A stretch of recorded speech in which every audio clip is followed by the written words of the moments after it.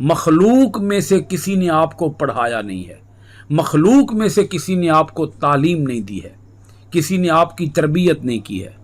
آپ کا معلم، آپ کا استاد، آپ کا مربی، آپ کو پڑھانے والا، آپ کو علم عطا کرنے والا خود اللہ رب العالمین ہے۔ اعوذ باللہ من الشیطان الرجیم، بسم اللہ الرحمن الرحیم۔ معزز خواتین و حضرات، عزیز طلبہ و طالبات، ڈیلی قرآن کلاس میں آپ سب کو خوش آمدید۔ امید کرتا ہوں آپ سب خیر و عافیت کے ساتھ ہوں گے۔ سورۃ الاعراف پارہ نمبر 9 آیت نمبر 157 لفظی ترجمہ سماعت کیجئے گا۔ الذین جو یتبعون پیروی کرتے ہیں، الرسول اس رسول کی، النبی جو نبی، الامی امی، الذی یجدونہ جس کو وہ پاتے ہیں، مکتوباً لکھا ہوا، عندہم اپنے پاس، فی التوراۃ تورات میں، والانجیل انجیل میں، یأمرہم وہ نبی حکم دیتا ہے انہیں، بالمعروف نیکی کا، وینہاہم اور روکتا ہے انہیں، عن سے المنکر برائی، المنکری برائی، ویحل اور حلال کرتا ہے، لہم ان کے لیے، الطیبات پاک چیزیں، ویحرم اور حرام کرتا ہے، علیہم ان پر، الخبائث ناپاک چیزیں، ویضع اور اتارتا ہے، عنہم ان سے، اسرہم ان کا بوجھ، والاغلال اور وہ زنجیریں، اللتی جو، کانت جکڑے ہوئے، علیہم انہیں، فالذین پس جو لوگ، آمنوا بہ ایمان لائے اس پر، وعزروہ اور تعظیم کی آپ کی، ونصروہ اور امداد کی آپ کی، واتبعوا اور پیروی کی، النور اس نور کی، الذی جو، انزل اتارا گیا، معہ آپ کے ساتھ، اولئک وہی، ہم المفلحون کامیاب و کامران ہیں۔ معزز ناظرین کرام، آیت مبارکہ کا ربط آیات ملاحظہ فرمائیے گا۔ اللہ کریم نے گزشتہ آیات کے اندر حضرت موسیٰ علیہ السلام کی دعا کا ذکر کیا ہے، اور دعا کے اوپر اللہ پاک نے اپنا رد عمل بیان فرمایا ہے۔ ابھی جو آیت مبارکہ ہے اس کے اندر بھی اللہ رب العالمین نے دعا کے اوپر جو جواب ارشاد فرمایا، جو اللہ پاک کا رد عمل تھا، اسی رد عمل کا بقیہ حصہ اس آیت مبارکہ کے اندر بیان ہو رہا ہے۔ اللہ کریم نے اپنی رحمت کن لوگوں کو عطا فرمائی، اپنی رحمت کے اندر کن لوگوں کو شامل کیا، اللہ پاک نے یہاں پر ارشاد فرمایا، الذین یتبعون الرسول النبی الامی الذی یجدونہ مکتوبا۔ اللہ پاک نے گزشتہ آیت کے اندر 3 باتیں ارشاد فرمائی تھیں کہ میری رحمت خاص ہے ان لوگوں کے لیے، نمبر 1 جو تقوی اختیار کریں، نمبر 2 زکوٰۃ ادا کریں، نمبر 3 اور ہماری نشانیوں پر ایمان لائیں۔ اب اللہ پاک ارشاد فرما رہا ہے کہ ہماری نشانیوں پر ایمان کون لاتے ہیں۔ یہ وہ بات تھی جس سے یہود کو مغالطہ ہوا تھا کہ یہاں ہماری بات ہو رہی ہے، اللہ پاک ہمیں اپنی رحمت عطا فرمائے گا۔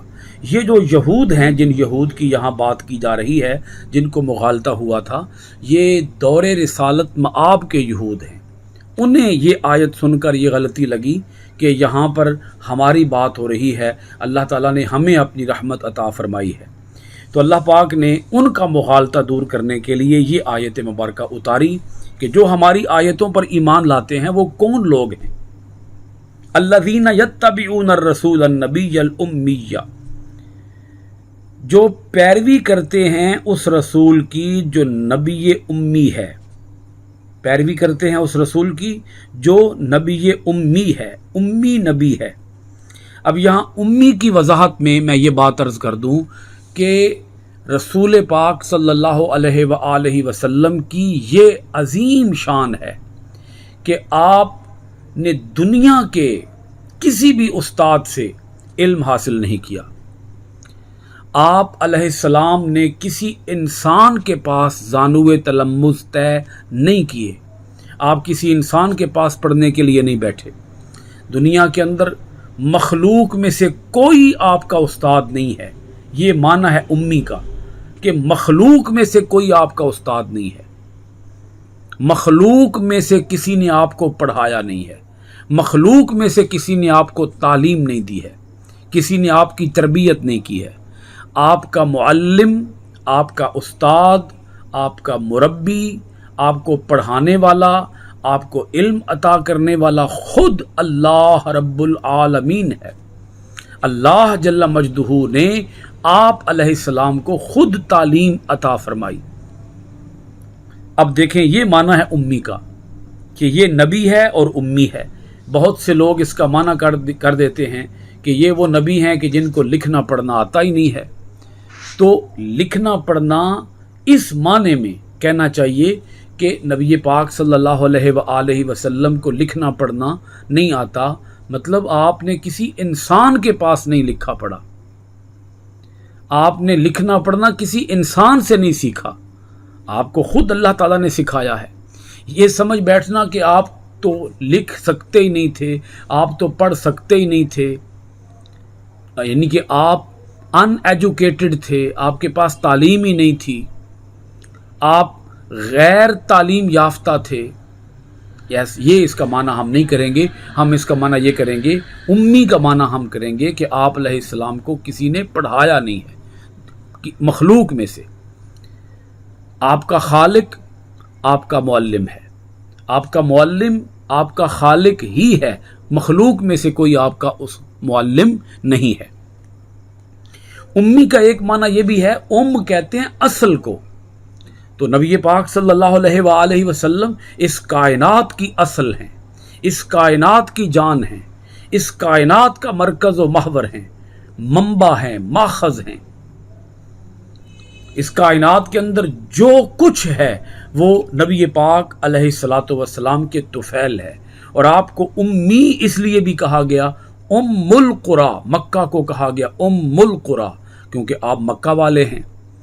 اسی طرح یہ امت والا بھی اس کا معنی ہو سکتا ہے، امی کا معنی امت والا، جیسے مکہ مدینہ، مکہ کے آخر سے گولتا ہٹا دی گئی اور مکی بنا دیا گیا، اسی طرح مدینہ کے آخر سے گولتا ہٹا دی گئی اور مدنی بنا دیا گیا۔ تو نبی پاک صلی اللہ علیہ وآلہ وسلم کا یہ لقب امی، امت والا بھی اس کا معنی ہو سکتا ہے، جیسے مکی یا مدنی کا معنی مکہ والا یا مدینہ والا ہو سکتا ہے۔ اب دیکھیں، نبی امی کی پیروی کرتے ہیں جو لوگ، یعنی ہماری نشانیوں پر ایمان کون لاتے ہیں؟ وہ ایمان لاتے ہیں جو اس رسول کی پیروی کرتے ہیں، رسول جو کہ نبی امی ہے۔ یہ نبی امی کی شان ہو گئی کہ رسول کی شان یہ ہے کہ وہ نبی امی ہے۔ آگے پھر نبی امی کی وضاحت کی گئی کہ وہ نبی امی کون ہے؟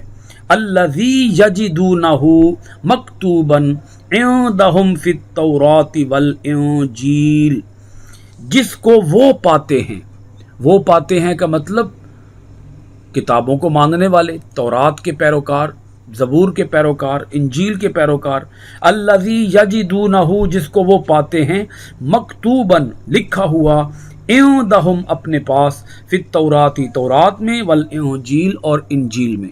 یہ وہ نبی امی ہیں کہ جن کی عظمتیں، جن کی رفعتیں، جن کی نشانیاں، جن کی علامتیں، جن کے مقامات، جن کے مراتب، جن کے درجات، یہ لوگ اپنی کتابوں میں پاتے ہیں، تورات میں پاتے ہیں، لکھا ہوا ہے۔ تورات میں اس نبی کی عظمتیں لکھی ہوئی ہیں، انجیل میں اس نبی کی عظمتیں لکھی ہوئی ہیں۔ اور کیا عظمتیں لکھی ہوئی ہیں؟ اب دیکھیں، اس نبی کا تعارف قرآن خود کرا رہا ہے، کسی قسم کا مغالطہ نہ ہو۔ وہ نبی کون ہے؟ وہ نبی آخر الزماں ہے، یعنی اللہ پاک نے فرما دیا کہ میری رحمت انہی لوگوں کو حاصل ہوگی، انہی لوگوں کو میسر ہوگی، انہی لوگوں کو عطا کی جائے گی۔ میری رحمت ان لوگوں کے لیے لکھی گئی ہے، میں لکھ دوں گا اپنی رحمت ان لوگوں کے لیے جو اس نبی امی پر، نبی آخر الزماں حضرت محمد رسول اللہ صلی اللہ تعالی علیہ وآلہ و اصحابہ وسلم پر ایمان لاتے ہیں۔ وہ نبی امی جس کا ذکر تورات میں ہے، جس کا ذکر انجیل میں ہے، اور کیا ذکر ہے؟ یأمرہم بالمعروف، وہ نبی امی انہیں حکم دیتا ہے نیکی کا، وینہاہم عن المنکر، اور روکتا ہے انہیں برائی سے، ویحل لہم الطیبات، اور حلال کرتا ہے ان کے لیے پاکیزہ چیزیں، ویحرم علیہم الخبائث، اور حرام کرتا ہے ان پر ناپاک چیزیں۔ یہاں پر نبی پاک علیہ السلام کا یہ مقام اور مرتبہ بھی بیان کر دیا گیا کہ حلت اور حرمت کا اختیار بھی اس نبی پاک علیہ الصلاۃ والسلام کو عطا کر دیا گیا ہے۔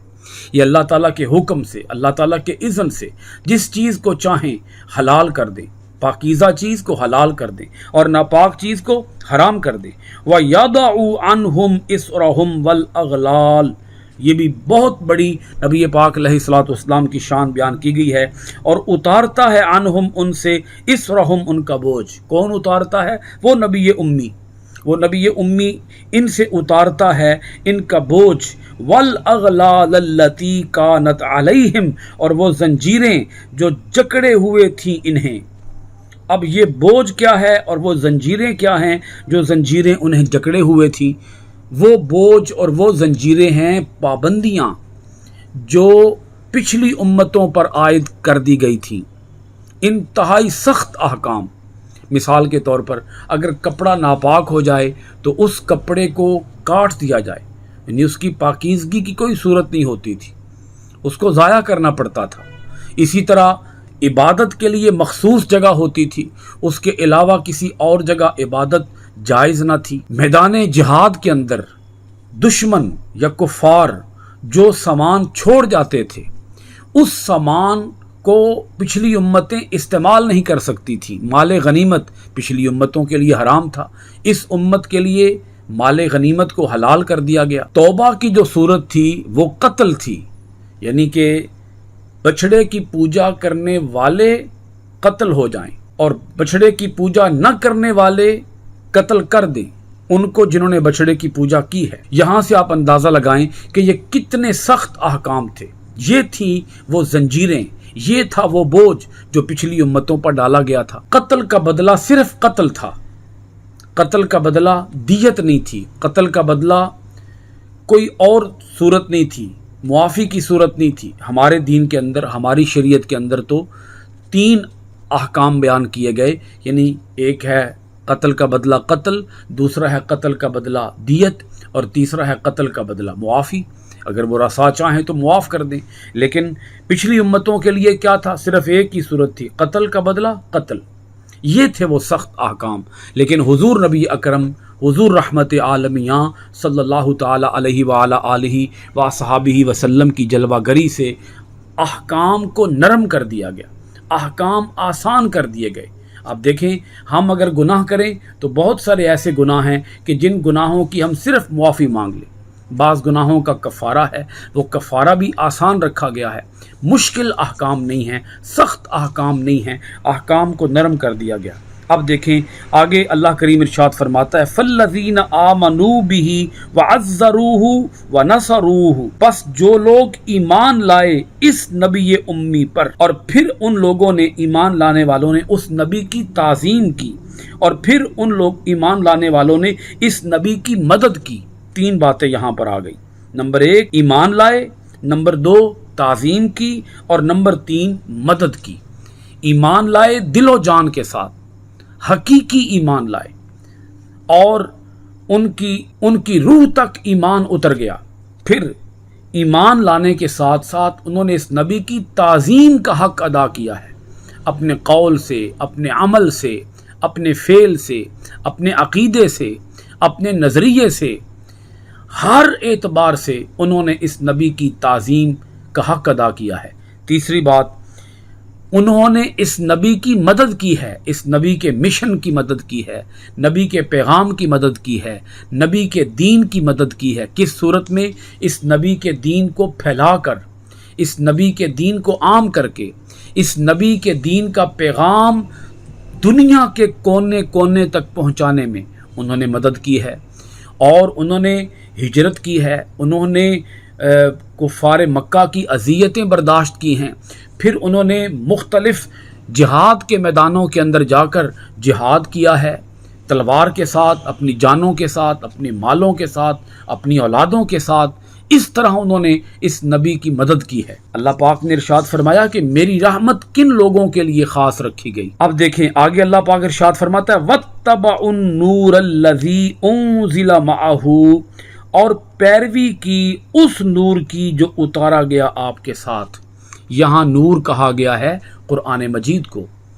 तो ईमान नबी पर भी लाना है और ईमान नबी पर उतरने वाले नूर पर भी लाना है। और वो नबी पर उतरने वाला नूर क्या है? वो है कुरान मजीद। तो उन्होंने नबी की भी पैरवी की है और उन्होंने नबी पर उतरने वाली किताब की भी पैरवी की है। यहाँ पर अगर आप गौर फरमाएं, सुन्नत की पैरवी भी शर्त है, कुरान की पैरवी भी शर्त है। जो लोग सुन्नत की पैरवी से इन्हिराफ करते हैं उन्हें ये आयत मुबारक कम से कम बगौर पढ़नी चाहिए, ताकि उन्हें सुन्नत की अहमियत और हदीस की हुज्जियत उन लोगों पर वाज़े हो सके। तो कुरान मजीद की यहाँ बात की गई वत्तबउन नूरल्लज़ी उनज़िला मअहू, और जो लोग उस नूर पर ईमान लाते हैं, उस नूर पर ईमान लाए, उस नूर की उन्होंने पैरवी की, उस नूर को उन्होंने फॉलो किया, यानी इस कुरान को फॉलो किया जो कुरान आपके साथ उतारा गया। उलाइका हुमुल मुफ्लिहून, यही लोग कामयाब हैं। हुजूर नबी अकरम सल्लल्लाहु अलैहि वसल्लम की सिफ़ात भी बयान की गई, हुजूर की अज़मत भी बयान की गई, और अल्लाह पाक ने फरमा दिया कि मेरी वसी रहमत, मेरी रहमत वासिया, मेरी रहमत कामिला किन लोगों को अता की जाएगी? जो लोग इस नबी पर और इस नबी पर उतरने वाली किताब पर ईमान भी लाते हैं और इस नबी और इस कुरान की पैरवी भी करते हैं। अल्लाह ताला हमें अपनी आयतों में गौर व खौज़ करने, अमल पेरा होने, कुरान के आफाकी पैगाम को दुनिया भर में आम करने की तौफ़ीक़ात खैर अता फ़रमाए। सूरतुल आराफ आयत नंबर 177 के साथ हमारी गुफ्तगू इख्तिताम को पहुंची और यहाँ पे 9वें पारे का 9वां रुकू मुकम्मल हो चुका है। 10वें रुकू से इंशाअल्लाह अज़ीज़ हम आइंदा गुफ्तगू शुरू करेंगे। बहुत शुक्रिया। अस्सलामु अलैकुम व रहमतुल्लाहि व बरकातुहू।